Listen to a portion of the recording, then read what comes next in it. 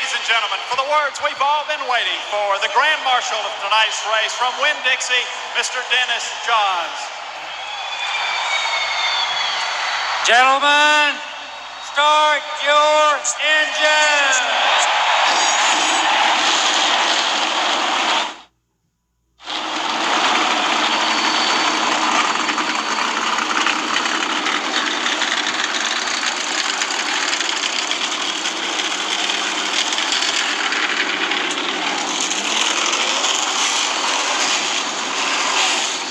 It was here in the spring that Indiana native Tony Stewart served notice. Result of that.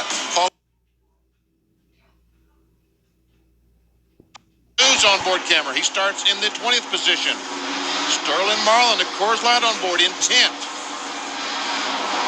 And we're coming down for the green flag to start. And the green is out. The Goodies Headache Powder 500 is underway, and Rusty Wallace is going to beat Tony Stewart to the first turn by a whole bunch. He did. He kept waiting for Tony to accelerate. Tony was a little bit slow getting on it. Rusty took off.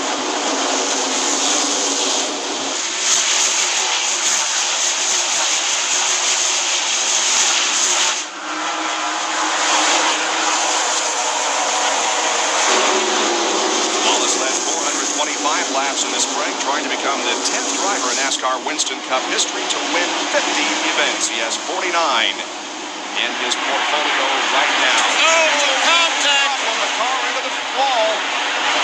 It's Robert Presley. He was one of two cars. Michael Walter, but the other one was caught up on the outside. No caution yet because he continues on around at a slow pace. Caution is out now. So it didn't take long, just 2 laps, and we have an incident up in turn number 1 involving Robert Presley with considerable damage to the right side of the car.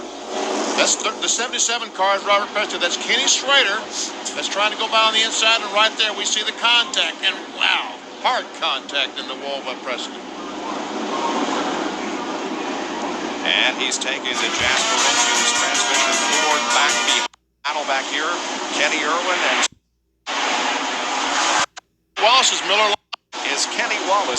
Wallace's Miller Light car started. Floating overhead this evening, a beautiful night for racing. Pace car is coming off the racetrack as the crowd cheers the green flag. It drops once again with Rusty again. Going to get a pretty good jump on Tony Stewart.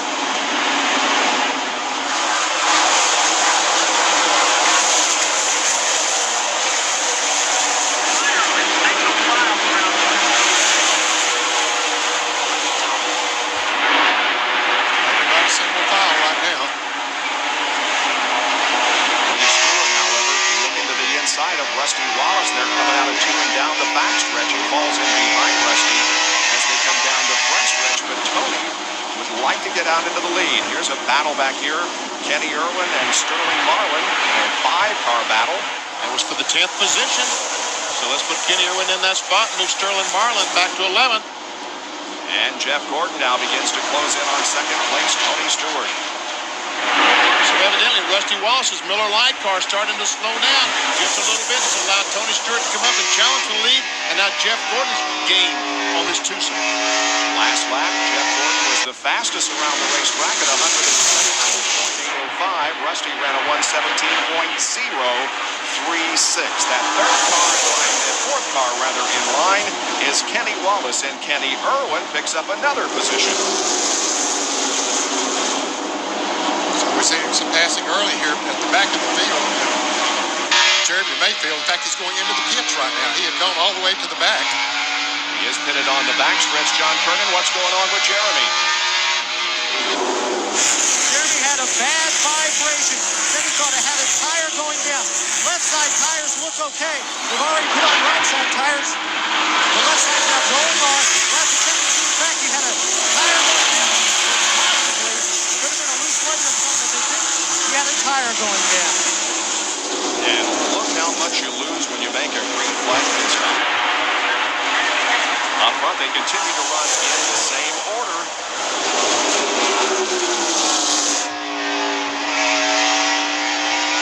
We talked about patience at the top of the show. Tony Stewart right now has a better race car, but he must be patient. He must wait for that perfect opportunity to try to pass. Oh, we see Steve Grissom on the outside there with the Bobby Hamilton automobile. And look how close it is between the leader and the 50 car of Craven, who's running last. About a half a straightaway is all that is separating the first from the last. Stewart trying to work on Rusty. I understand it was a right rear tire on Jerry Mason. He is 2 laps down to the leaders. In fact, he's at the back of the pack. He's the first car that they would catch. When they do catch up to the field, with 43 cars on a half-mile track, you're taking up about half the track when you get in single file.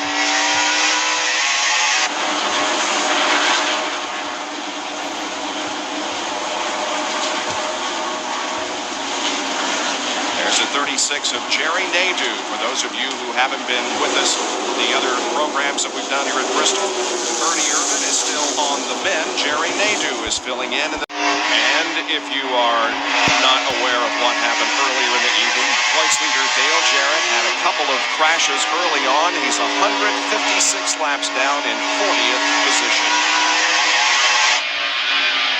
And Terry Labonte trying to put Todd Bodine down a lap. Todd Bodine had gotten back on the lead lap as a result of the pit stops there.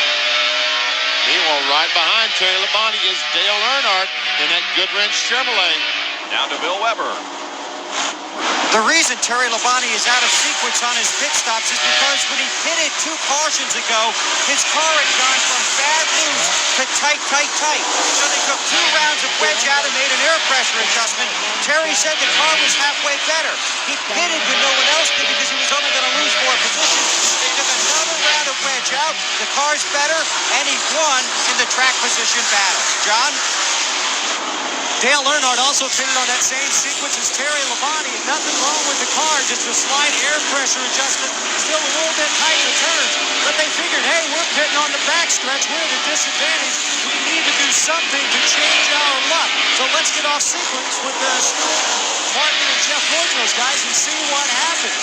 And it played, the next caution period played right into their hands. Earnhardt getting around Todd Bodine now to set sail for Terry Labonte to try and lead this race. And all the cars will have to make at least 1 more pit stop before the race is over. 317 laps are now completed. Terry Labonte, who has finished 13th in the lap between Mark McGuire and Sammy Sosa, continues. You'll be able to see Mark McGuire in action with his St. Louis Cardinals and the Atlanta Braves on Sunday Night Baseball on ESPN at 8 o'clock tomorrow night. Coverage begins at 7:30 with baseball tonight. That's tomorrow night on ESPN. For more, log on to ESPN.com, part of the Go Network, go.com. Well, they had a great game last night. They had a good one this afternoon. At the 11th inning, they were still tied 0-0. No kidding. Yeah, and I don't know how it finally came out, but they had a great series. You can check Sports Center tonight, Nick, to find out about all the things that happened on baseball. Right after our coverage of this race. And we have 165 laps to go. We're watching the 7th and 8th place competitors, Bobby Labonte and Tony Stewart. And the leader now gets in some traffic again as he goes to the inside of Kenny Irwin. There's Joe Gibbs teammates, Bobby Labonte and Tony Stewart. Stewart has clinched the 5 bonus points for leading the most laps here tonight. He was out front 225 laps.